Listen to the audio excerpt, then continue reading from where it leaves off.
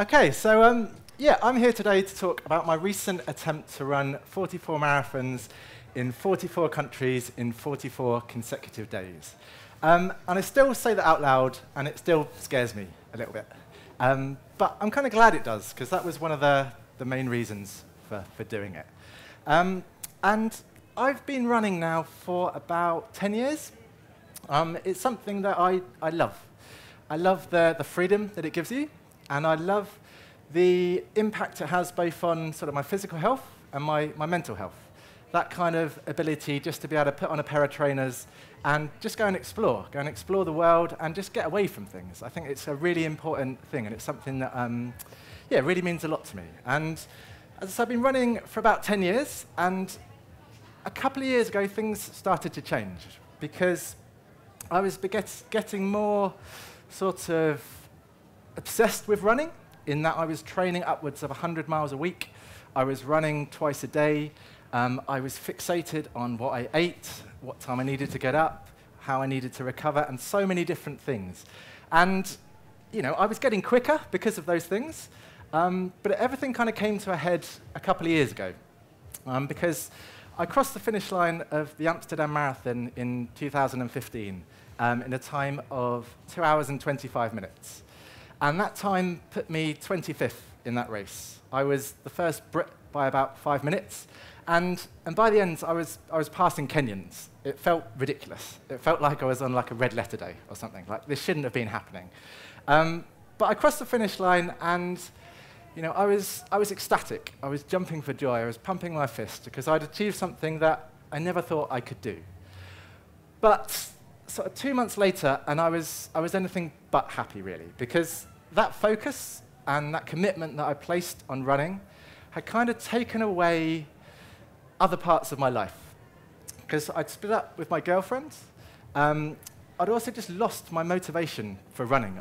I just didn't like it anymore. I normally went to running when I was suffering, or when I needed to get away from things. But running now had become something I resented, because it was something that I felt was, because it had taken away from other parts of my life. So I just felt completely lost. And I think most people, everybody here, I'm sure, has a stage in their life that they go through where you just feel lost. You don't really know what to do or where to go. And that was my moment for me. And I thought, something needed to change. And through all this time, I've been watching a guy called Ben Smith, who some of you might have known. And Ben ran an incredible 401 marathons in 401 days. And as well as being, obviously, an incredible physical and mental achievement, what impressed me more about Ben is just the way he carried himself. And he was doing it for a cause. And something was clearly driving Ben to get to that finish line. And I knew personally, I knew how much running had a positive impact on my mental health and my physical health, and I wanted to get it back. And I wanted to do something to get it back. And I looked at Ben and I thought, I want to be like Ben. I thought, what could I do to make a difference for a cause that really mattered to me, which was mental health, and also to get my love back for running and to get my focus back. So I thought, I don't really want to run 402 marathons. That sounds completely horrible. So I thought, what could I do? And I thought, maybe I could run to France. I thought maybe I could run, I could run to Spain. Maybe I thought I could run across Europe. And then I thought, maybe I actually could run across Europe. And I went to my computer and I thought, has anybody ever run a marathon in every country in Europe in consecutive days? And I thought somebody probably has. So I ran to my computer and I typed it in, and I couldn't find anybody who had. So I remember just taking a step back and thinking, what if I could be that person? What if I could be the person to run a marathon in every country in Europe in consecutive days? So I had an idea, and that's all I had. I didn't even know how many countries are in Europe. I thought there's probably about 20. And then I Googled how many countries are in Europe, and I found a definition from the United Nations, and it came up with this list. So it was 44 different countries. So I was sat there looking at these countries and thinking, where where do I start? Because I just had an idea. That's all it was. Nobody had ever done this before. There was no way of knowing where you should start, where you should finish, how you get between these countries. So I had a look. I literally had a map and an idea. But more than that, I had a little bit of focus back. I had some motivation back, and I had some excitement back.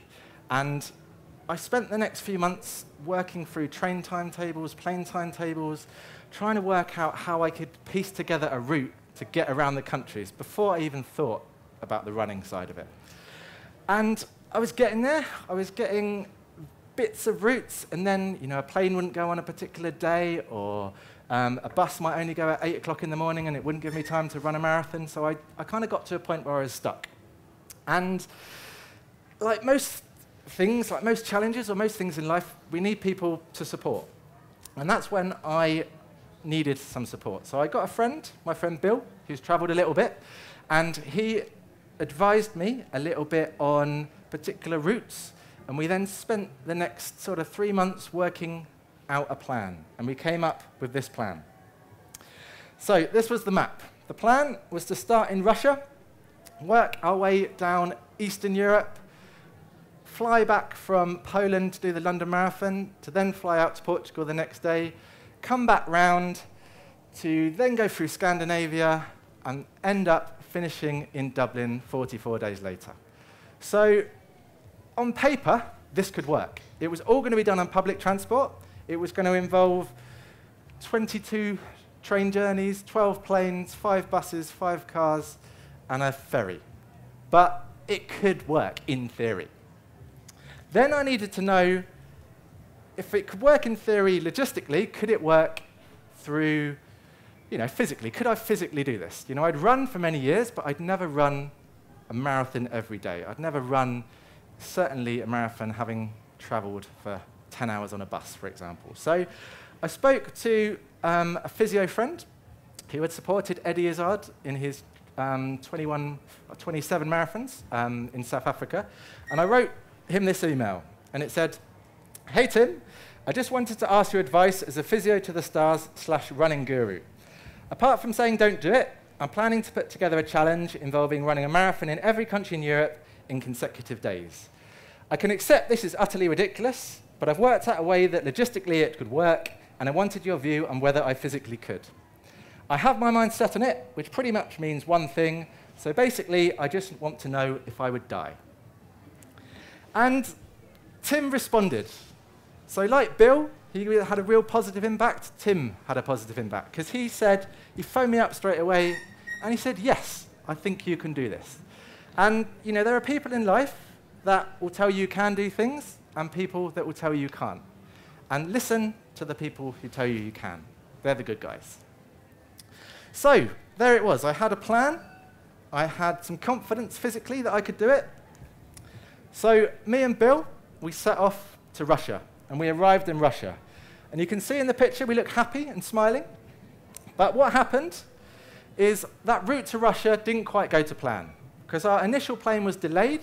We had to run to get our transfer, arrived into Russia, went to the baggage carousel waiting for my bag to arrive, and it wasn't there. So this bag that I'd packed all my trainers, all my food, everything I needed in this bag, it was actually in Poland. So the next 2 days were spent going backwards and forwards to the airport, on the phone to the airline, trying to get my bag before we started on the Saturday morning. And we eventually got my bag about 10 o'clock at night on the Friday, and we were set to start at 5 o'clock on the Saturday. But we were there. We were ready to go. And we set off on that first marathon in Russia, and it was really good fun, because I was running a marathon with my friend in a beautiful city, and we were enjoying ourselves. But we finished that marathon, and then things started to change, because the reality hit home that I needed to get changed quickly and then get a 4-hour train to Helsinki. And the next few days went along, and I was doing okay, but then it really started to hit home physically what I was going through. So to try and help myself, I was taping like frozen peas and sweet corn to my legs on train journeys and plane journeys. My toe kind of, yeah, when I got a bit sore at one stage and I had to kind of cut my toenail off. I also was, yeah, largely on my own for these periods. And that was when I got to Ukraine, this moment when the guy on the end is me and a guy called Dimi. And Dimi was an example of the support that I was getting, because Dimi came and met me after 13 miles on a day when I was really, really struggling. Dimi could not speak any English, but Dimi ran with me for 13 miles, and he virtually pulled me along that day.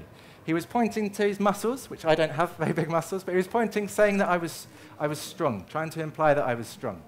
And we got to that finish line, and as I say, I crawled to the finish line that day, but I made it, and I largely made it because of Dimi. And I got back to the hotel, and my body was struggling, and I was thinking, what can I do to make it better? I thought, I've seen all these people have ice baths. You know, these famous sportsmen have ice baths. So I thought, I'll go and get some ice, and I'll have an ice bath. So I went to the shop, and I couldn't find any ice. But what I did find was some frozen peas. And I thought it would be a great idea. I could put all the peas in the bath. That would make the water cold, and that would make my legs better. Lots of people have asked why I actually took the peas out of the bag, because, I mean, that obviously is a very, very stupid thing to do. But I was very, very tired at that point.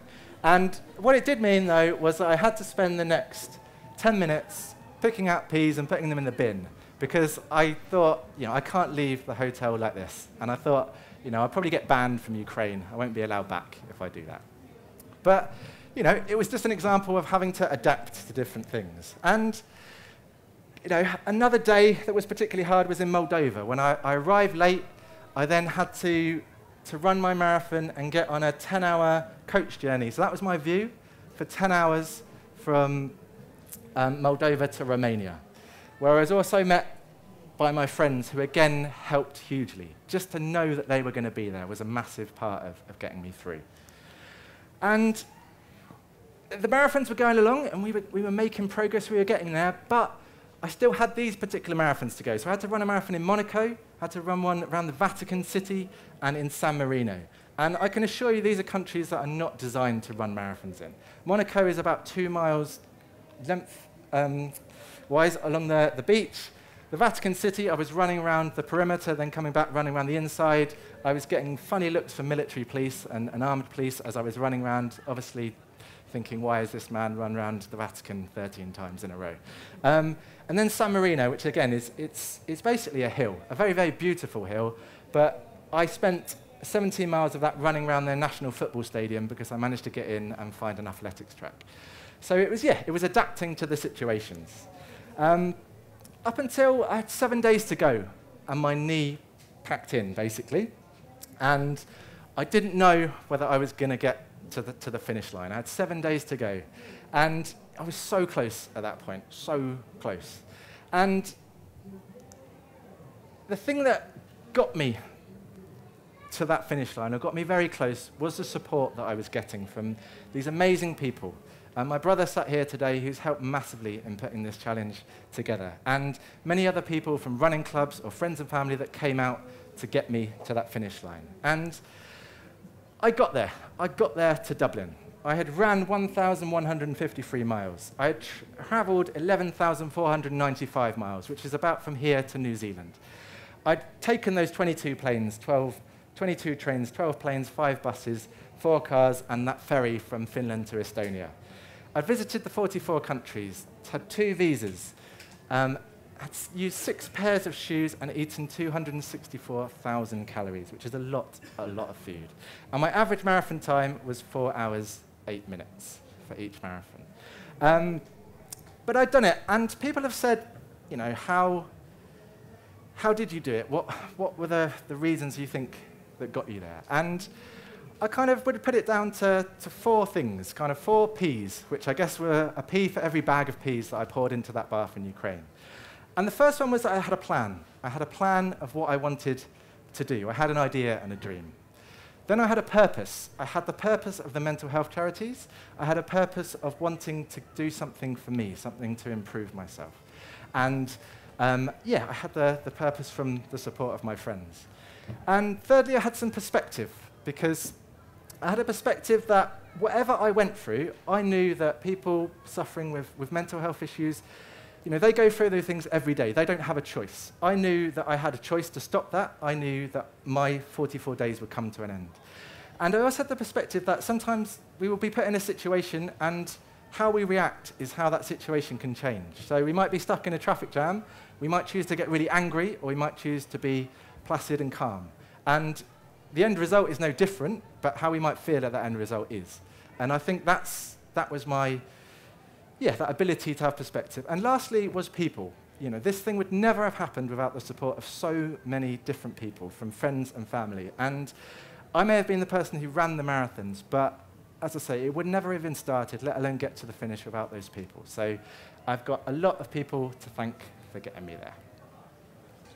So we'll start on like a feedback sandwich, so something good, something bad, something good. So good, what was the best marathon you ran? Like what made you feel the best, or what experience was the best? I think coming back to do the London Marathon, because it was exactly halfway through the challenge, so I got to come home, run with my brother, run with other friends from my running club, and just experience what is an amazing day. And there was a real focus on mental health with the Heads Together campaign this year, so it was really nice to be part of that, and it was an awesome day.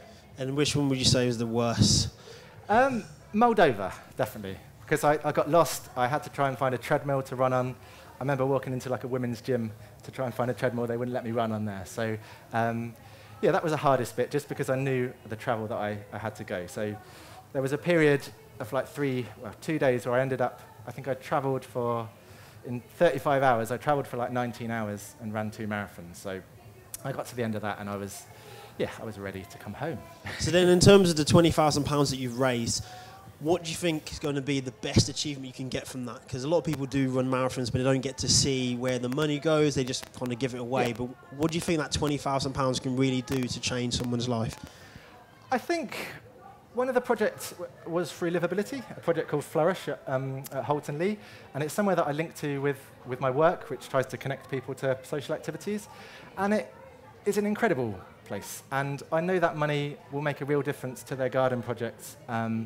And the staff there are incredible, and that's what, if it can help to pay for one of those members of staff to continue in their role, that will have a huge impact. So, and a lot of it has been, the money is great, but I've had lots of personal messages from people who have been inspired by the challenge, and that means just as much as any amount of money. If people have seen that and encouraged to speak out or encouraged to start running, that's hugely So in terms of those people who were encouraged, a lot of people here probably aren't going to engage in 44 marathons to begin with. They do.